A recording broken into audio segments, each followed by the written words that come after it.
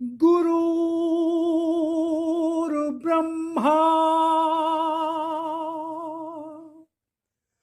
गुरुर्विष्णु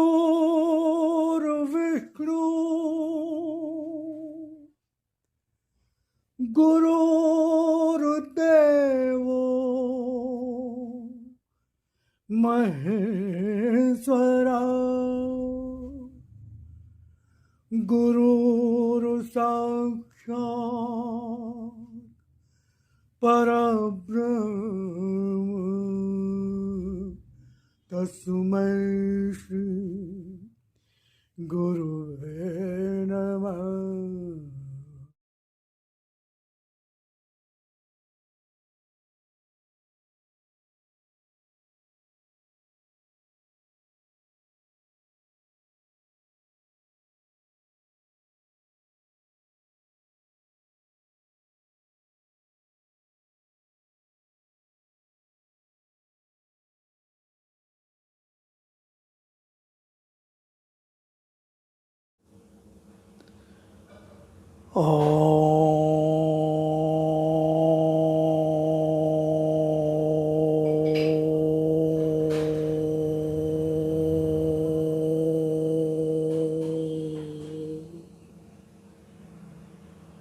ॐ भूर्भुवः स्वः तत्सवितुर्वरेण्यं भर्गो देवस्य धीमहि धियो यो नः प्रचोदयात्।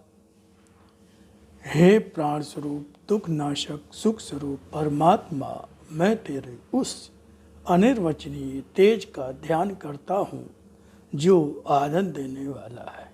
हे प्रभु, मेरी बुद्धि को, मेरे कर्मों को अपनी ओर ले चल। ओम ओम ओम। भगवान ने कहा, जन जन तक पहुँचो, जहाँ अंधकार है उस मन तक पहुँचो जहाँ मेरी पुकार है। इसी उद्देश्य की पूर्ति हेतु मैं इन वाणी की सामग्री को आपके समक्ष लाता रहा हूँ, लाता जा रहा हूँ, लाता रहूँगा। तो शुरू में मैं भगवान की वाणी का परिचय देता हूँ, जिसमें 2 से 3 मिनट लगते हैं। उसके पश्चात भगवान की वाणी का प्रारंभ होता है।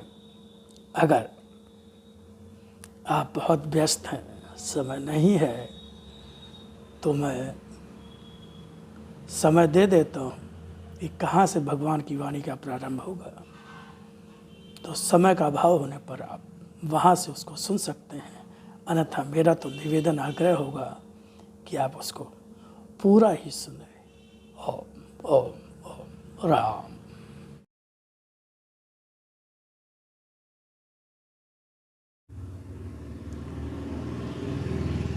स्वयं भगवान की वाणी और अपने लिप रूप दर्शन के संबंध में क्या कहा, पहले उसको सुने, फिर आगे भगवान की वाणी को और सुने। वाणी को समझो, उसके एक एक अक्षर में अर्थ भरा है।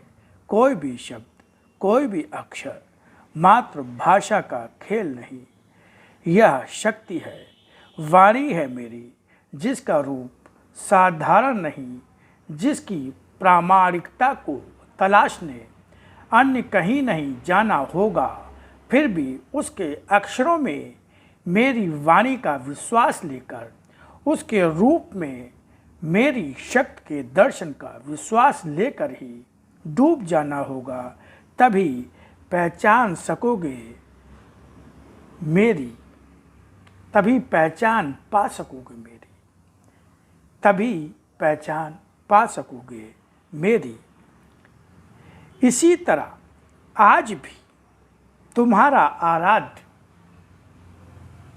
भगवान ने, जिस तरह से भगवान श्री राम, भगवान श्री कृष्ण आए और उन्होंने असत्य धर्म का नाश किया, जब प्रभु श्री राम आए तो रावण मारा गया, जब भगवान श्री कृष्ण आए तो कंस और उसके सारे संगी साथी मारे गए।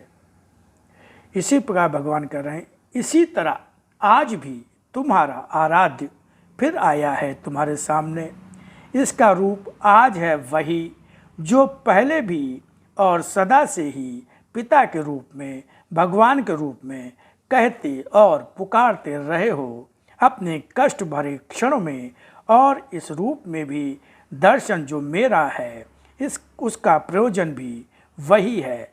लिप रूप में मेरी शक्ति का यह दर्शन किस तरह सारे युग का असत्य और धर्म समेटकर सत्य और धर्म का प्रतिष्ठापन करता स्वयं ही देखना। तो ये भगवान ने अपने जिस रूप में वाणी आई उसको भगवान ने अपना लिप रूप दर्शन कहा, और फिर उसी का हिंदी अनुवाद उसको भगवान ने अपना भगवान की वाणी कहा गया, जो भगवान ने उसको अपना शत रूप दर्शन कहा।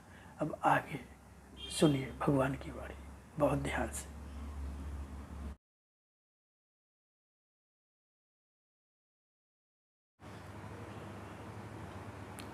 जब भी जीवन में राह न दिखाई दे, समझना जीवन कहीं असत्य की ओर बढ़ा जा रहा है, और निश्चिंत होकर जीवन की राह बदलकर आ जाना मेरी राह पर।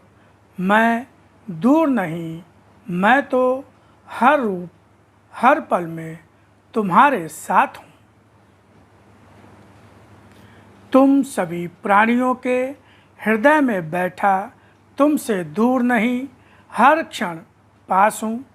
तुम सभी प्राणियों के हृदय में बैठा, तुमसे दूर नहीं, हर क्षण पास हूँ। मगर उसे तुम केवल हृदय और अपना ही हृदय मानकर उससे दूर ही रहते हो, क्योंकि तुमने उसे जीवन को जीने का साधन माना, अर्थात आत्मा को प्राणों के रूप में ही मानते हो। उसे पूर्ण रूप परमात्मा के अंश के रूप में न पहचान कर ही संसार में चले जाते हो। संसार में मुझे पाकर भी न पा सकना दुर्भाग्य तुम्हारा है।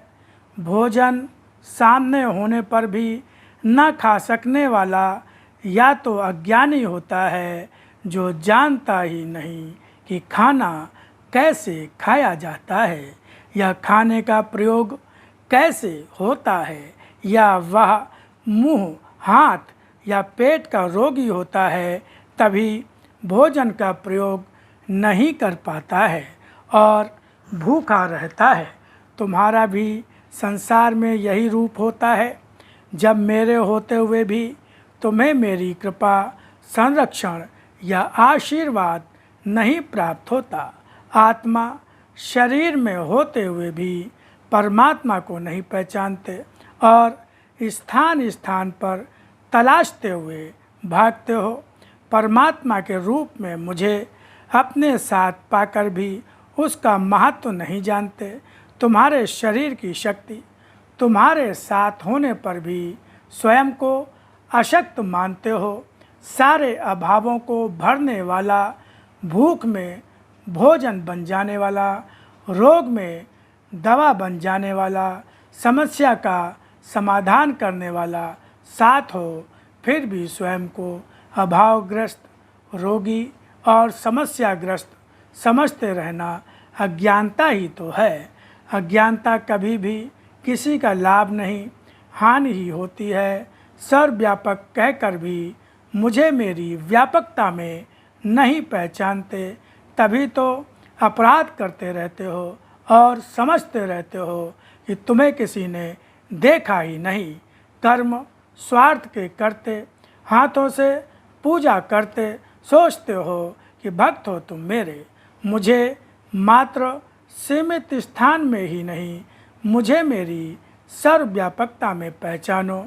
कभी तुम्हारे शरीर को स्पर्श करता हुआ पवन हूँ मैं, कभी तुम्हारे शरीर की भूख मिटाता अन्न हूँ मैं, कभी वृक्षों की छाया बनकर तुम्हें शीतलता देता हूँ मैं, कभी उसी वृक्ष का फल बनकर, उसकी मिठास बनकर तुम्हारे मुख का स्वाद और रस हूँ मैं।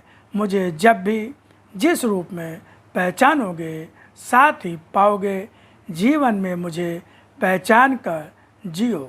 ओम ओम ओम।